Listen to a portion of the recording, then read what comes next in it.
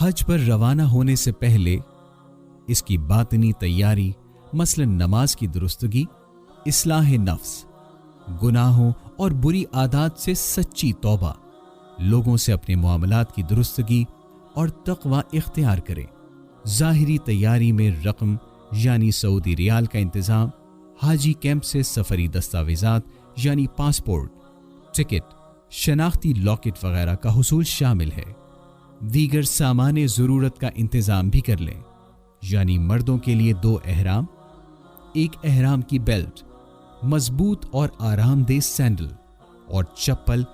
جس سے پاؤں کے اوپر ابھری ہوئی ہڈی ننگی رہے۔ خواتین کے لیے 2 عدد عبایا بما سکارف، آرام دہ جوتے، مخصوص ایام کے لیے نیپکن وغیرہ، روزمرہ استعمال کے 4 جوڑے کپڑے اور عام جوتا، حرم میں جوتے رکھنے کے لیے ڈوری والا چھوٹا تھیلا، پانی کی بوتل، مسواک، برش اور پیسٹ، سوئی دھاگا، سفری جائے نماز، چٹائی اور چھوٹا تکیا، دھوپ سے بچاؤ کے لیے چھتری، دستی بیگ جس میں احرام، پاسپورٹ، ادویات وغیرہ رکھی جا سکیں، اضافی نظر کی اینک،